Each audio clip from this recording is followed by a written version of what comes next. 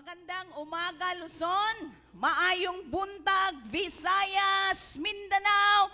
Good morning po sa lahat ng ating mga kaibigan, kababayan sa buong mundo. At ngayon, sa mga oras na ito ay sabay-sabay nating isigaw ang ating pasasalamat, ang ating pagdakila sa ating buhay na Diyos. Sabay-sabay nating isigaw ang ating declaration. Hallelujah! Praise God! I declare that I am forgiven, I am saved, I am healed, I am blessed, I am protected in Jesus' name. Palakpakan natin ang ating buhay na Diyos. Salamat sa ating Panginoon na muli tayo po ay patuloy na magpuri sa kanyang pangalan at inaanyayahan natin ang lahat ng mga nasa kanilang tahanan na sila po ay patuloy na makinig. Ihanda natin ang ating mga Biblia at imbitahan natin ang ating mga kasambahay, lakasan natin ang ating mga sounds at patuloy na sabay-sabay nating pag-aaralan ang mabuting balita. Praise the Lord. Buksan natin ang ating mga Biblia dito sa aklat ng Luke chapter 7 verse 23.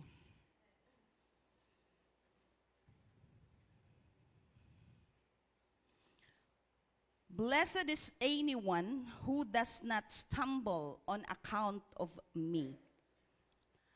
Sa Tagalog, pinagpala ang taong hindi nag-aalinlangan sa akin.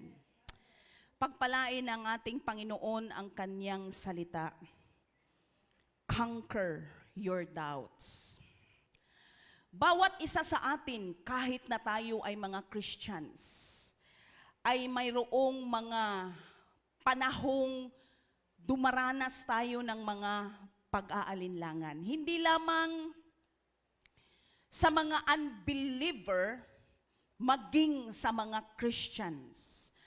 Kahit na ikaw ay matagal na sa pananampalataya, pero hindi maiiwasan na mayroong mga katanungan, mayroon kang mga alinlangan, nagdadalawang isip ka patungkol sa iyong pananampalataya. Kaya nga bilang Kristiyano, bilang mga Christian, yung journey natin ay talagang matindi.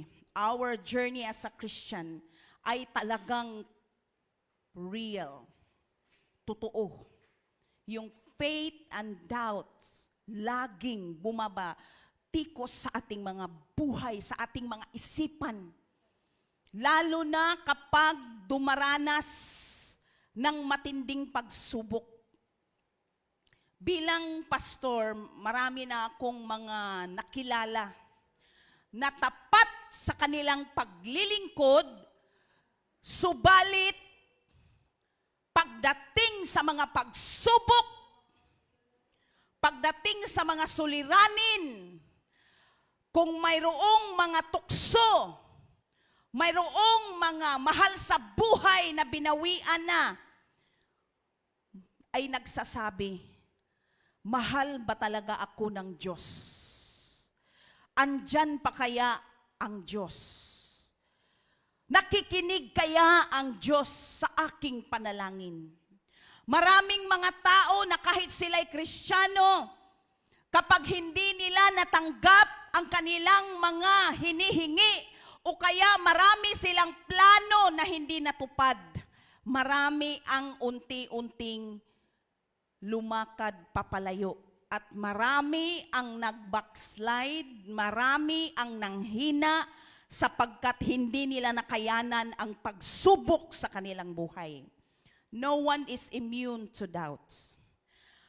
Lahat ay pwedeng apektado. It happens to all of us.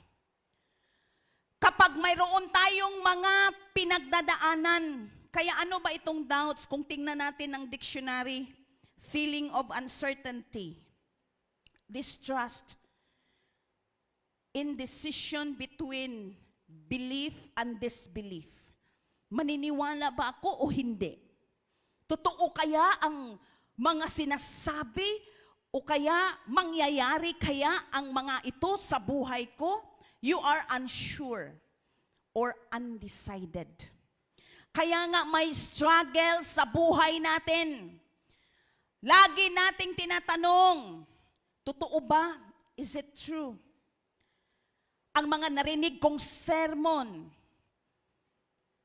ay talaga bang gagawin ng Diyos ang mga ito sa buhay ko? Kapag ikaw ay may mga hadlang sa mga hinihingi mo sa Diyos, matagal na akong nagpe-pray pero wala pa rin. Bakit kaya? Nakinig kaya ang Diyos? Nag-pray naman ako na sana ay hindi mawala ang bagay na ito o taong ito. I wonder kung ano kaya ang plano ng Diyos. Mahal pa ba kaya ako ng Diyos? Andyan ba ang Diyos? Kapag ikaw ay naubusan ng pera at gutom ang pamilya mo, siguro sinasabi mo, andyan pa ba ang Diyos? Kapag ikaw ay may malalang sakit at naghihirap, maraming mga tao ang nagsasabi, narinig kaya ng Diyos ang aking panalangin? Kapag iniwan na tayo ng mga mahal natin sa buhay, marami ang nagtatanong, bakit ako? Bakit kami? Bakit pamilya pa? And doubts begins to creep in. Unti-unting nawawala ang pananampalataya dahil sa matinding pagsubok. Humahanap ang doubts ng opportunities para masira ang iyong pananampalataya sa Panginoon. Kung dumaranas ka ng mga katanungan at pag-aalinlangan, hindi ka nag-iisa. Sa Biblia, mga kapatid, mayroon ding tao. Marami din ang dumanas sa mga pag-aalinlangan. Ang buhay nila ay dumaan din sa kalye ng pag-aalinlangan. At sila rin ay may mga pagsubok sa buhay. Even the greatest men and women in the Bible, dumaranas din ng pag-aalinlangan. The struggle of John the Baptist. Kilala natin si John the Baptist, si Juan na taga-bautismo. Subalit may mga pagsubok sa kanyang buhay. Kahit siya'y matatag, kung titingnan natin ang history ng kanyang buhay, ang dami niyang pinagdaanan, ang dami niyang karanasan, may misyon siya, pero dumaan siya sa matinding pagsubok at dumanas din siya ng pag-alinlangan. Anong sabi sa Luke chapter 7? Dito tayo mag-umpisa sa verse 18, sa buhay ni John the Baptist. Ibinalita kay Juan ang kanyang mga alagad, ang lahat ng mga pangyayaring ito. Kaya tinawag ni Juan ang dalawa sa kanila at pinapunta sa Panginoon upang itanong kung siya na nga ang ipinangakong darating o maghihintay pa sila ng iba. Pagdating dooy, sinabi nila kay Jesus, pinapunta po kami dito ni Juan na tagapagbautismo upang itanong kung kayong na nga ang darating o maghihintay pa kami ng iba. Nang oras na iyon, pinagaling ni Jesus ang maraming taong may sakit. may karamdaman at sinapian ng masamang espiritu. Maraming mga bulag ang binigyan niya ng paningin. Kaya't sinabi niya sa mga sugo ni Juan, bumalik kayo kay Juan at sabihin ninyo sa kanya ang inyong nakita at narinig. Nakakakita ang mga bulag, nakakalakad ang mga pilay, gumagaling at luminis ang mga kitungin. Nakakarinig ang mga bingi. Muling nabubuhay ang mga patay at ipinangaral sa mga dukha ang magandang balita. Kahit si John the Baptist, may struggle din. Nagtanong siya sa kanyang, sabi niya, inutusan niya ang kanyang mga kasamahan. Siya ba talaga ang Mesiyas? Tanungin mo o maghantay pa tayo ng iba? Bakit kaya ganun na lang ang kanyang pagtatanong o pag-aalinlangan kung si Jesus nga ba ang tunay na Kristo? Nung mga panahon na yun, si Juan Bautista ay nakulong. Habang siya ay nasa kulungan at dumanas ng kahirapan, doon niya naisip, totoo ba talaga? Si Jesus ba talaga ang Kristo? Tanungin niyo nga kung siya ba talaga o maghantay pa tayo. Bakit nakulong si Juan Bautista? Sapagkat siya'y nagmensahe kay Herodes. He criticized Herod about marrying his brother's wife. Sabi niya kay Herod, bakit mo pinangasawa ang asawa ng kapatid mo? Nirebuke niya. Pinagsabihan niya, mali ang iyong ginawa at dahil doon, dahil sa pagsasabi ng katotohanan, dahil sa kanyang pagsasabi ng salita ng Diyos, siya ay nakulong ng mahabang panahon. Kaya habang nandoon siya, while in prison, he was struggling sa kanyang faith. There was unbelief on the part of John the Baptist. Kung titingnan natin ang kanyang buhay, bata pa lang si John the Baptist, tinawag na siya ng Diyos. Nasa tiyan pa lang siya ng kanyang ina, ay napuspos na siya ng Espiritu Santo. Sinong mga bata sa panahon ngayon na napuspos ng Espiritu Santo sa tiyan pa lang ng ina? Si John the Baptist lang talaga, bata pa lang may calling na ang Panginoon sa kanyang buhay. He was filled with the Holy Spirit while he was still in the womb of Elizabeth. Anong sabi mga kapatid ni Jesus Christ? Siya ay higit pa sa kanino paman. Sabi ni Jesus Christ sa Mateo 11 verse 11, tandaan ninyo, higit na dakila si Juan na tagabautismo kaysa sinumang isinilang sa daigdig.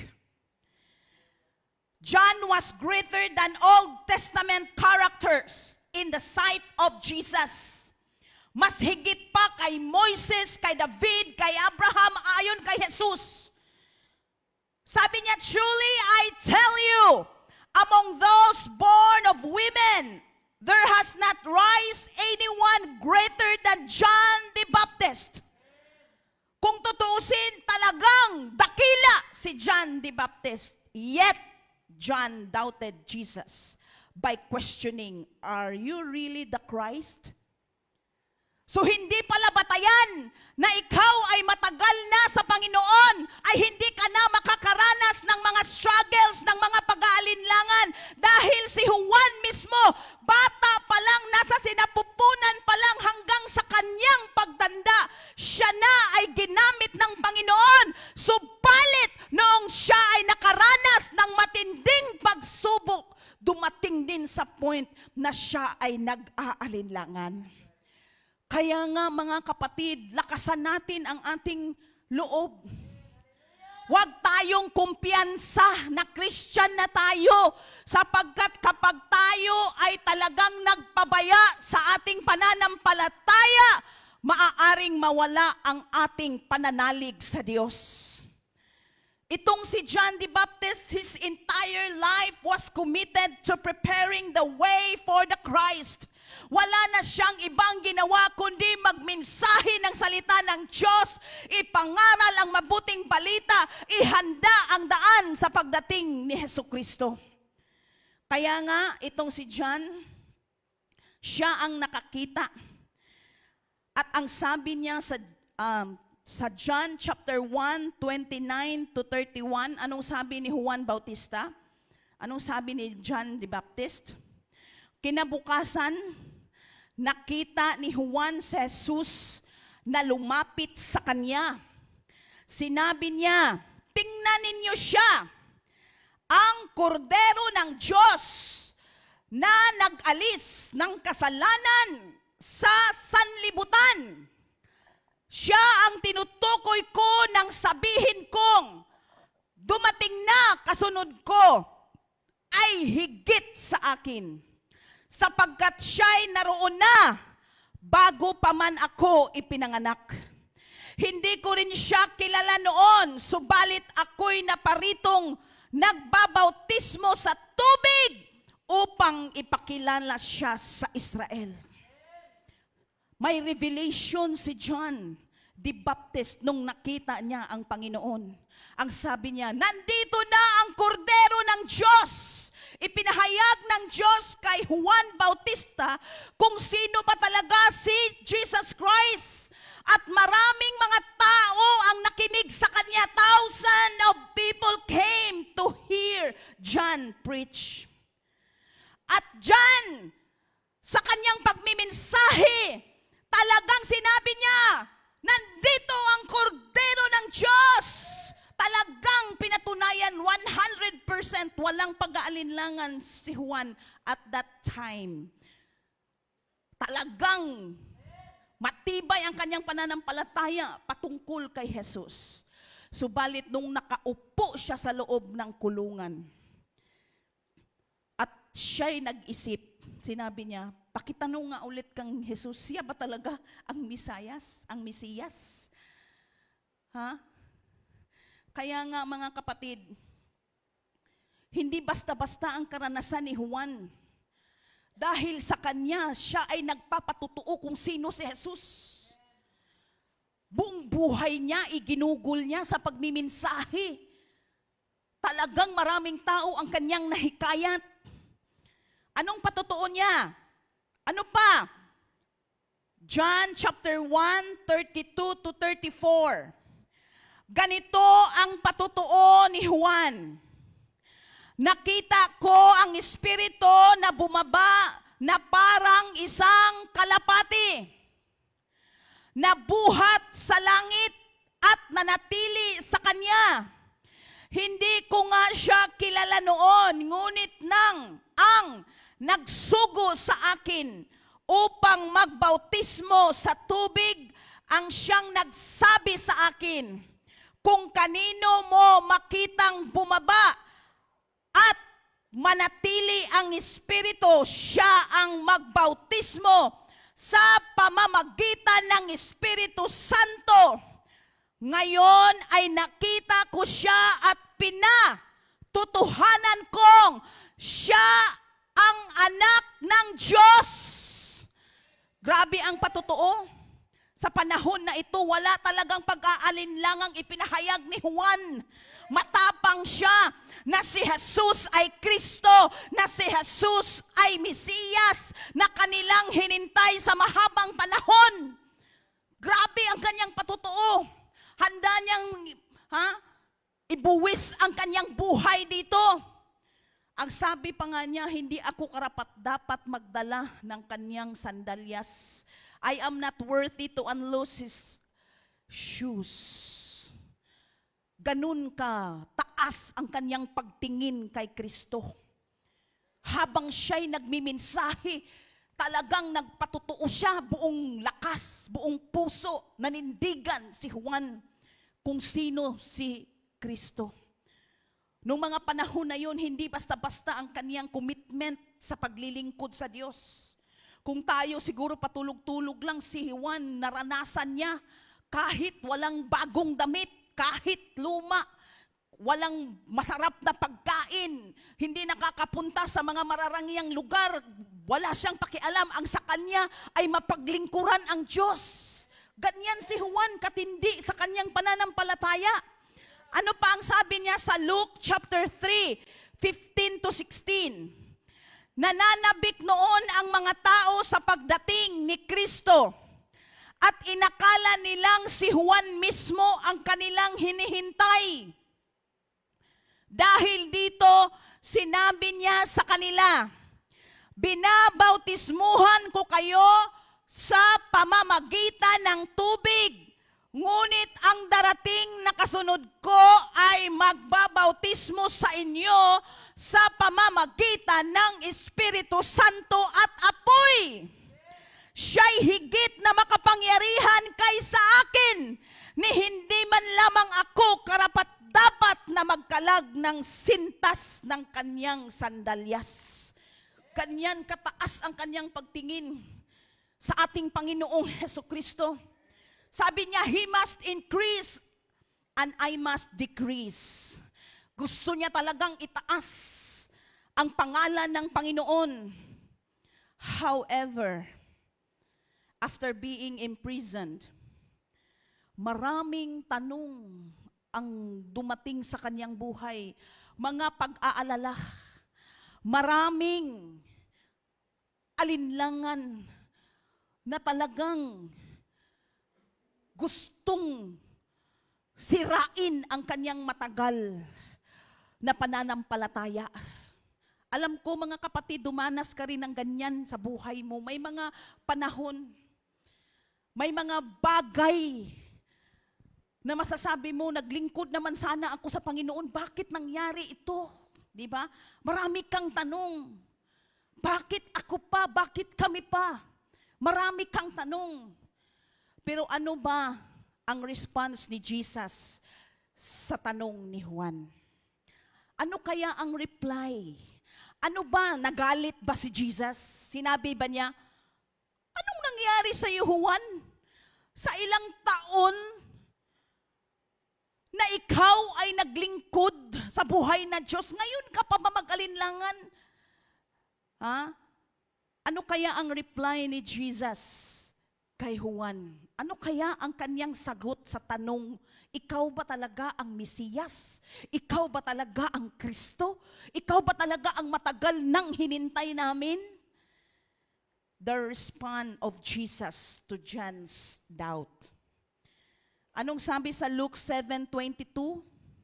Kaya't sinabi niya sa mga sugo ni Juan, bumalik kayo kay Juan at sabihin ninyo sa kanya ang inyong nakita at narinig. Ano kaya ang nakita at narinig? Habang sila'y pumunta doon, may nakita sila at may narinig sila. Ano kaya ito? Nakakita ang mga bulag, nakalakad ang mga pilay, gumaling at luminis ang mga kitongin, nakakarinig ang mga bingi, muling nabuhay ang mga patay. Sabi ni Jesus, tell John kung ano ang mga milagrong nangyari, kung ano ang mga ginawa, kung paano pinatunayan ng Diyos ang kanyang kapangyarihan. Gusto iparating ni Jesus, kailangan niyang maniwala. Yung matagal na propesiya ng mga propeta nangyari na. Look at the miracles. Sabi naman ng Jesus, sabihin mo sa kanya kung anong mga nangyayari dito. Natupad na ang sinabi ng propeta. Bakit? Matagal na panahon na nagbabasa si Juan sa aklat ng Biblia. Anong sabi sa Isaiah 35 verse 3 to 6? Yung sinabi ni Jesus, na tingnan mo, nangyari, ang bulag ay nakakakita, ang mga pilay ay gumaling, ang mga sakit, ang mga patay ay nabuhay. Anong sinabi ni Jesus? Natupad ang sinabi ni Propeta Isaiah 35 verse 3 to 6. Inyong palakasin ang mahinang kamay at patatagin ang mga tuhod na lupaypay. Ito ang sabihin sa pinaghihinaan ng loob. Huwag matakot, lakasan mo ang iyong loob. Darating na ang Diyos at ililigtas ka sa mga kaaway. Ang mga bulag ay makakakita at makakarinig ang mga bingi. Ang mga pilay ay lulundag na parang usa. Aawit sa galak ang mga pipi. Mula sa kaparangan ay aagos ang tubig at dadaloy sa desyerto ang mga batis. Ilang taon ang nakalipas, sinabi ng Propeta Isaias na mangyayari at sa panahon ni Kristo, nangyari na. Kaya ang sabi ni Kristo, huwag kang mag-alinlangan, huwag kang manlupaypay, maniwala ka sa kapangyarihan ng Diyos. Kung paano sinabi ni Jesus kay Juan, nakita mo ang kapangyarihan, ano pa ba ang gusto mong mangyari? Para maniwala ka. Nangyari na at natupad na ang mga sinasabi ng propeta. Ipinakita ni Jesus ang kanyang kapangyarihan sa pamamagitan ng mga himalang kanyang ginawa. Mag-aalinlangan pa ba tayo? Hindi tayo magiging ganito kung hindi dahil sa kapangyarihan ng Diyos. Kung may pagsubok ka ba, kalimutan mo na lang ba ang Diyos dahil sa pagsubok, dahil sa karamdaman, dahil sa kahirapan? Kalimutan mo na lang ba ang lahat ng mga sakripisyo, mga milagrong ginawa ni Jesus sa iyo? Kung paano ipinaalala ni Jesus kay Juan, ang kapangyarihan niya, ganyan din ang gagawin ni Jesus sa atin. Alalahanin mo kung paano ka iniligtas ng Diyos, kung paano ka pinagaling ng Diyos. Alalahanin mo kung paano ibinigay at tinugon ng Diyos ang iyong mga pangangailangan. Huwag kang mag-alinlangan sapagkat buhay at makapangyarihan. Tunay na Diyos ang ating pinupuri at sinasamba at hindi yan mababago. Anuman ang mga pagsubok sa buhay natin, anuman ang mga pinagdadaanan natin, hindi mababago yan.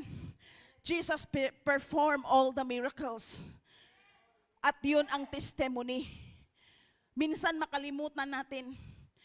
Pero ang sabi ni Jesus, sabihin mo sa Kanya kung ano ang nakita at narinig mo. Anong testimony?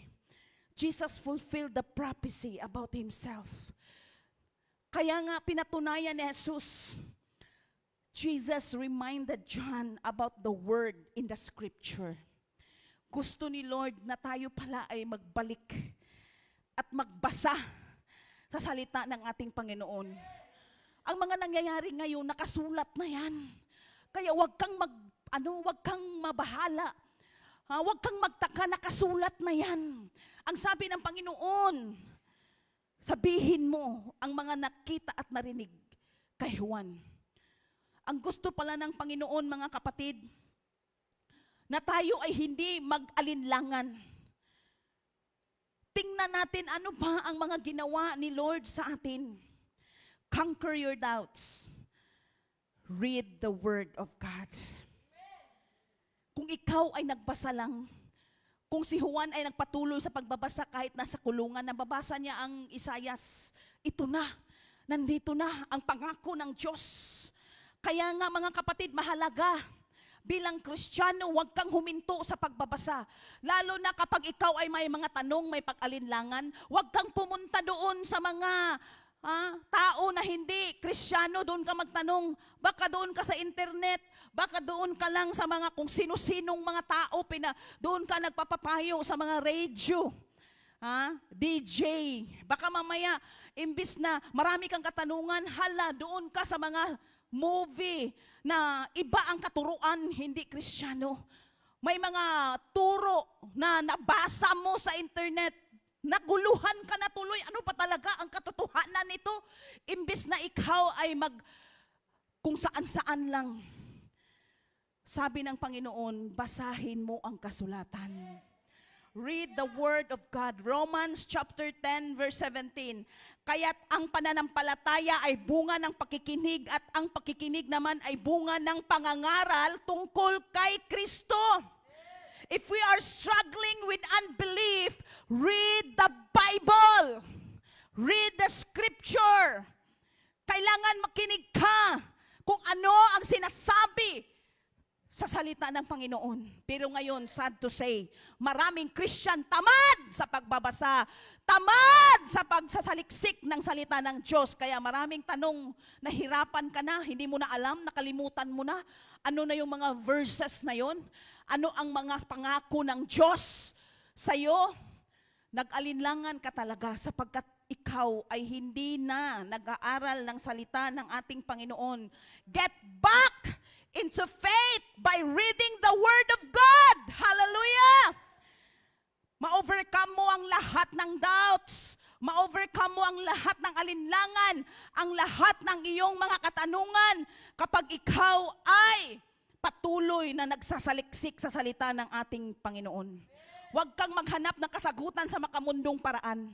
Kung sino-sino na tuloy ang mga nagiging master mo, hindi na si Jesus ang master mo, nandoon ka na kung sino. Ha? Tao na ang fina-follow mo, hindi na pala sa Panginoon. Marami talagang mga Christian masyadong worldly na. Hindi na sa Biblia, hindi na sa Bible, doon na sa internet, doon na sa mga kung saang mga katuruan na wala sa Biblia. Bakit? Nakalimot na sila. Hanapin mo ang kasagutan sa mabuting balita na walang iba kundi ang salita ng Diyos. Nandun ang kasagutan. Anong sabi sa 2 Peter chapter 1 verse 12 to 15? Kaya kahit na alam na ninyo ang katotohanang inyong tinanggap at matatag na kayo rito, lagi ko pa rin kayong paalalahanan tungkol dito. Minabuti kong sariwain ito sa inyong isipan upang ako'y nabubuhay habang ako'y nabubuhay pa. Alam kong malapit ko nang iwan ang katawang ito ayon sa ipinahayag sa akin ng Panginoong Hesukristo. Kaya't gagawin ko ang lahat upang maalala pa rin ninyong lagi ang mga bagay na ito kahit ako'y pumanaw na. So mahalaga na ipaalaala ang salita ng Diyos sa lahat.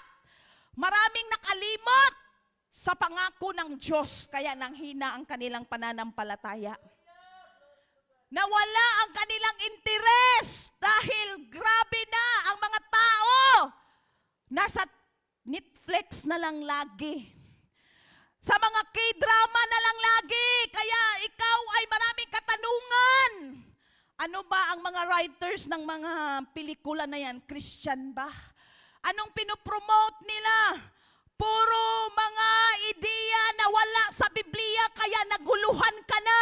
Hindi mo na makilala sarili mo na ikaw pala ay Christian. Akala mo ikaw ay unbeliever na. Kaya nawala ka na, nawala na ang pagmamahal mo sa gawain, nawala na ang interes mo sa pag-attend ng mga Bible study, sa pakikinig ng sermon. Nawala na ang first love mo sa Panginoon. Kaya ang sabi sa salita ng Diyos, ipaalala. Kapag ikaw ay nag-aalinlangan, kapag ikaw ay maraming katanungan, huwag ka sa kung saan-saan humanap ng kasagutan. Ang salita ng Diyos ang solusyon sa lahat, mga kapatid. Anong sabi sa 1 Thessalonians chapter 2 verse 13? Kaya nga palagi kaming nagpapasalamat sa Diyos sapagkat nang ipangaral namin sa inyo ang kanyang salita, hindi ninyo ito tinanggap bilang salita ng tao, kundi bilang tunay na salita ng Diyos. Kaya nga mga kapatid, Ang sabi rito, at ang bisa nito'y nakikita sa buhay ninyo na mga sumasampalataya. Hindi natin sinasabi na ang salita ay salita ng tao, kundi talagang ang salita ng Diyos. Dito sa Biblia ay yun ang pinanghahawakan natin galing sa ating makapangyarihang Diyos, hindi sa tao. Kaya nga makikita sa ating buhay ang ating pananampalataya. Alam natin, ang mga taong nag-aalinlangan, hindi na yan nag-check sa word ni Lord. Unti-unti nang lumayo ang kanilang pagmamahal sapagkat nauubusan na ng panahon. Kaya nga mga kapatid, back to basic tayo. Trust the word of God. Paniwalaan mo. Kasi di ba ang doubts ng nasa isip natin, yun yung uncertain ka, unsure ka eh. Ano ba ito? Totoo ba talaga o ano? Kaya nga, pag nagbasa ka sa salita ng Panginoon, trust the word of God.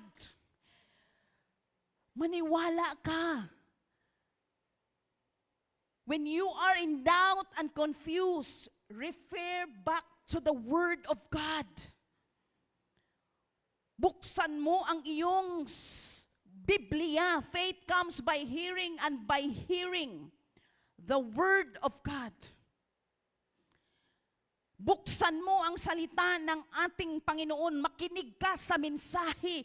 Magbasa ka sa Biblia.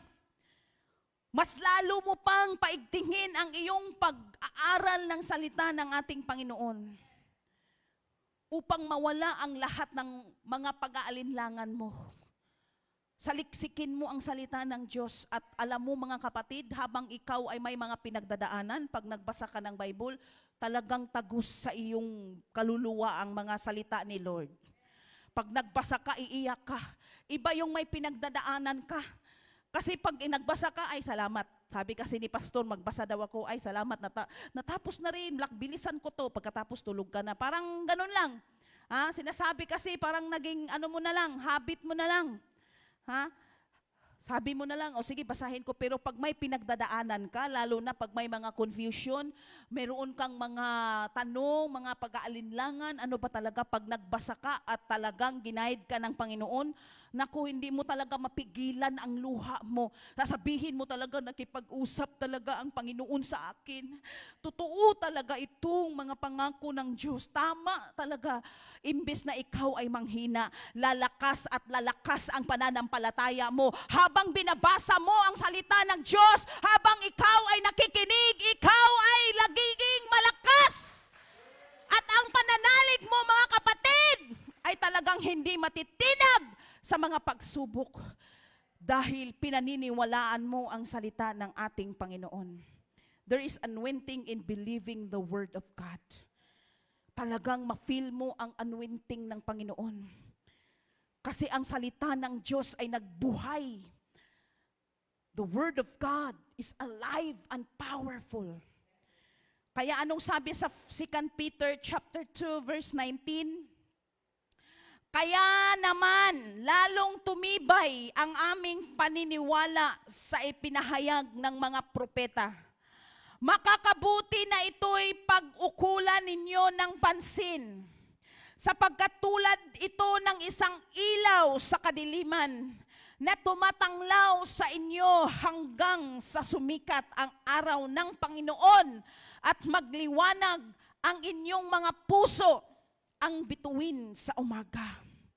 Kaya nga mga kapatid, kapag nagdilim ang buhay mo dahil sa problema, kapag may problema ka sa pamilya mo, sa mga anak mo, sa asawa mo, may hinihiling ka sa buhay mo, na parang ano ba ito, parang nagdilim ang iyong mga pag-iisip. Ano ba talaga ang lalakaran ko? Hindi ko na alam kung anong desisyon ang gagawin ko. Mga kapatid, ang salita ng Diyos ang ilaw. Magliliwanag ang buhay mo kapag ikaw ay nagtiwala sa salita ng Diyos. Kapag ikaw ay nabibigatan sa lahat ng problema, lalo na ngayon, pandemic, Pag nabasa mo ang pangako ng Diyos, sabi niya, come unto me. Yeah?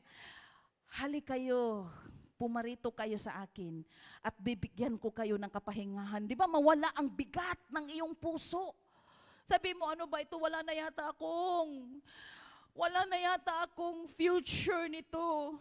Dahil sa maling desisyon ko, paano ako makabangon? Anong sabi mga kapatid sa word ni Lord? For I know the plans I have for you, declares the Lord. Plans to prosper you and not to harm you. Plans to give you hope and future. Ay, pag nabasa mo yun, oy Lord, salamat, mayroon ka palang plano sa buhay ko. Kahit na bumagsak ako, kahit na ako'y nagkamali, kahit na ako ay nawalay sa iyo, pero may plano ka pala, Panginoon, sa buhay ko.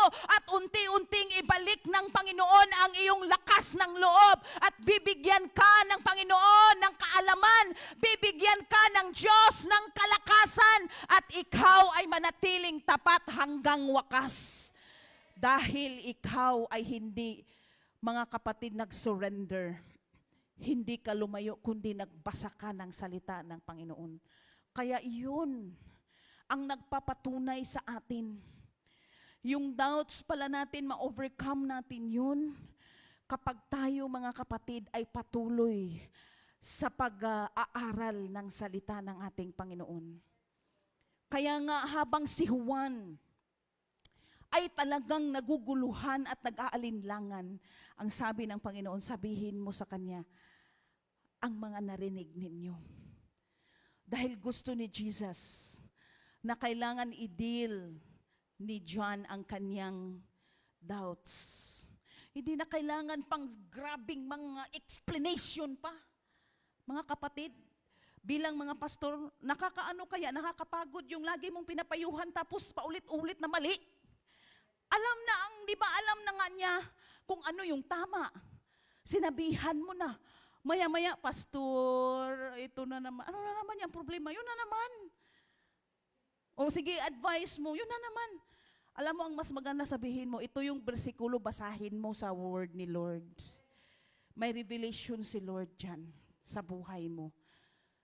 Kasi kung hindi nagbasa yan, hanggat hindi siya nagbasa ng Word of God, hindi tatalab ang salita ng Panginoon kahit anong payo mo sa Kanya, hindi tatalab. Kailangan niyang pag-aralan ang salita ng Panginoon na siya mismo, mga kapatid, ay magbasa at siya mismo ay makinig kung ano ang ibig sabihin nito. At unti-unti i-convict ng Panginoon ang kanyang puso at babaguhin ng Panginoon ang kanyang buhay dahil makapangyarihan ang salita ng ating Panginoon. Hallelujah. Ganyan ka makapangyarihan ang salita ng Diyos. Kapag ikaw ay patuloy na talagang nagsaliksik kung ano ang ibig sabihin ng salita ng ating Panginoon. The Word of God are faith building.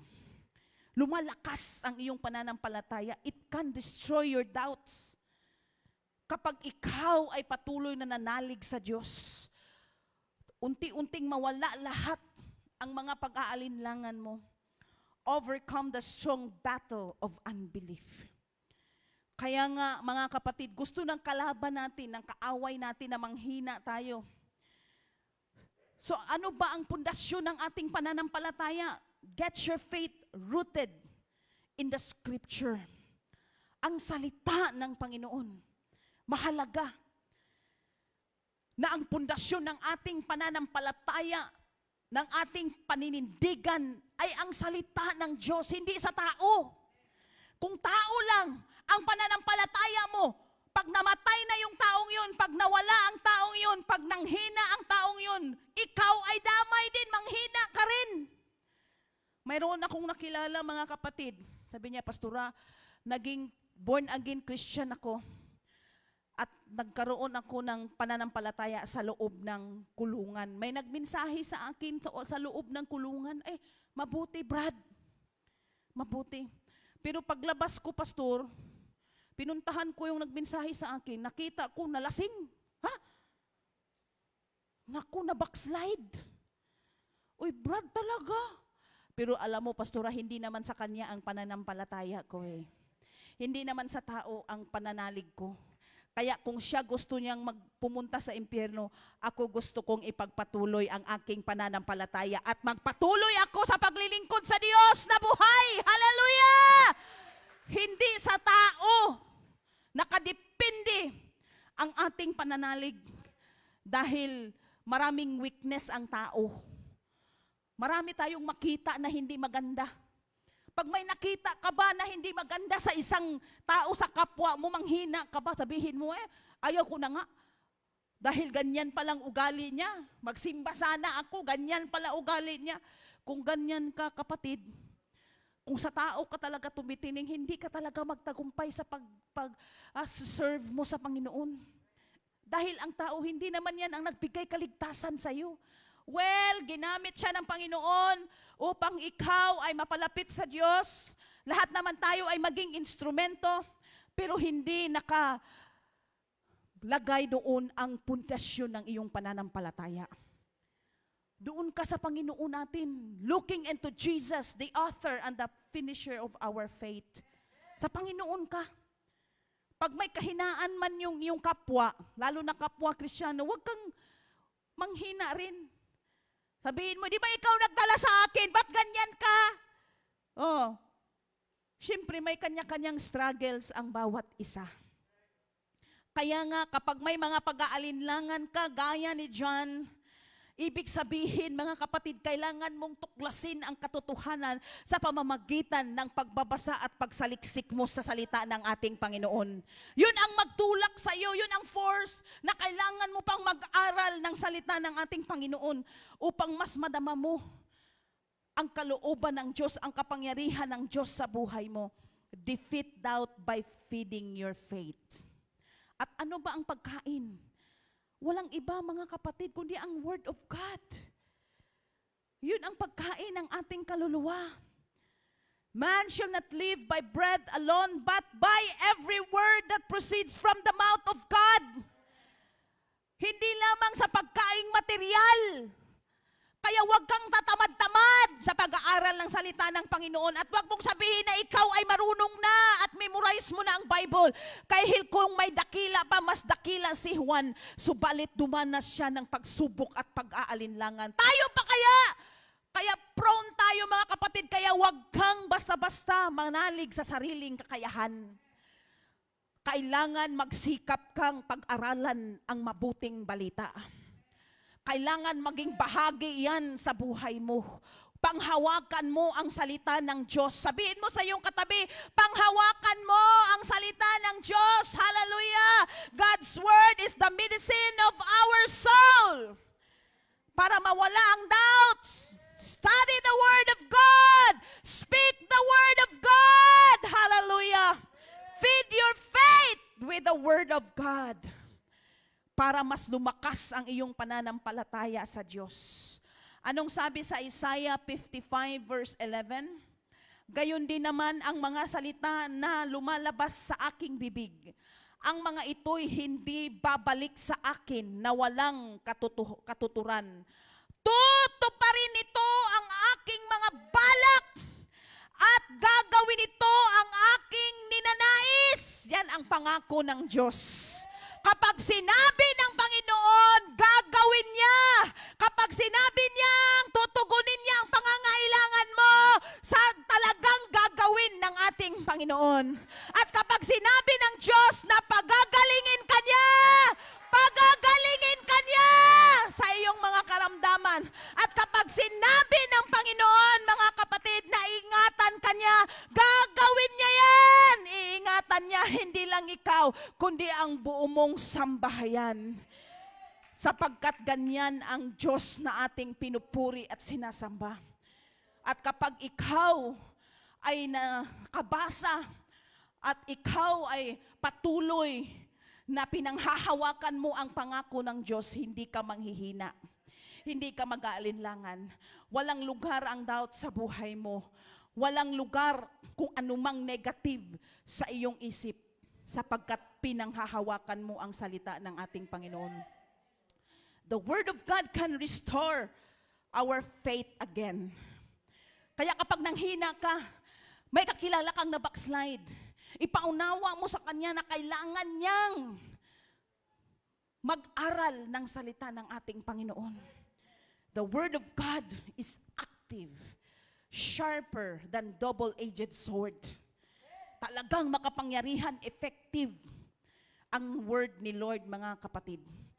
Kaya nga huwag tayong panghinaan na hindi na natin pag-aralan dahil yun ang naging kabahagi ng ating pagiging Christian. At anong sabi sa 2 Peter chapter 1 verse 4?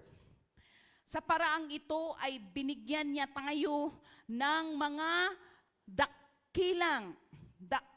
dakila at napakahalagang pangako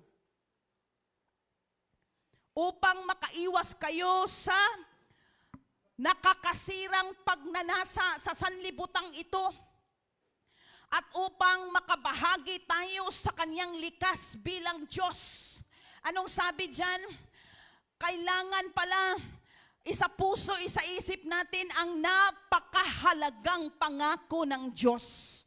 Panghawakan mo ang pangako ng Diyos. Huwag mong bitawan ang pangako ng Diyos. Huwag mong kalimutan kung ano ang pangako ng Diyos. Kaya nga mga kapatid, the Word of God is life-changing. Kaya unti-unti tayo, araw-araw binabago ng Diyos. Magugulat ka na lang, iba ka na talaga. Pag lagi kang nag-aaral at nagsasaliksik ng salita ng Diyos, mararamdaman mo ang presensya ng Diyos na kumikilos sa buhay mo.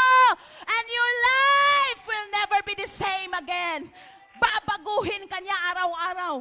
Mafe-feel mo yan at ng buo mong sambahayan, mga kapatid. Kaya nga sa mga pagkakataong ito, mga kapatid, anumang pangako ng Diyos sa Biblia, paniwalaan mo. Are you standing on the promises of God today? Ikaw ba pinanindigan mo ang pangako ng Diyos? Conquer your doubts. Believe the Word of God. Palakpakan natin ang salita ng ating Panginoon. Hallelujah. Hiniling kong tayong lahat ay tumayo, mga kapatid. Hallelujah. Alisin ang anumang pag-aalinlangan sa buhay natin. Sa pamamagitan ng salita ng ating Panginoon, patuloy tayong manalig at magtiwala sa ating Diyos na buhay. Sapagkat tapat at tunay ang Diyos. May mga pagkukulang man tayo, mga kapatid. Pero may pangako ang Diyos. May pangako ang Diyos sa atin. If we confess, if we ask forgiveness, He is faithful to forgive us. Ang sabi ni King David, create in me a clean heart, O God, and renew a right spirit within me. Pangako ng Panginoon yan, gagamitin yan ng Panginoon upang mabago ang ating buhay. Lahat ng mga worries natin. Sabi ng Panginoon, huwag kayong mabahala. Anumang kakainin o iinumin.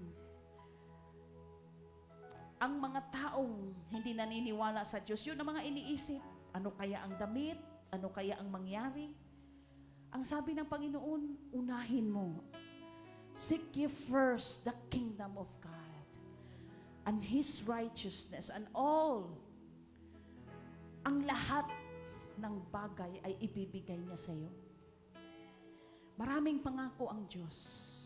If you abide in me, and my word abide in you, ask, ano man ang gusto natin, anong sabi ni Lord? And it shall be given unto you. Pangako ng ating Panginoon yan. Panghawakan natin. Hallelujah. Tapat ang Diyos. Kahit sa kalagitnaan ng pandemic, kapatid. Amen. Hindi tayo pababayaan ng Panginoon. Hindi ka gugutumin ng Diyos. Hallelujah. Pangako ng Panginoon yan sa atin. Ang sabi niya, I will never leave you nor forsake you. Panghawakan mo ang pangako ng Diyos. Kahit sa huling hininga ng ating buhay, panghawakan natin ang salita ng Diyos na hindi tayo pababayaan ng ating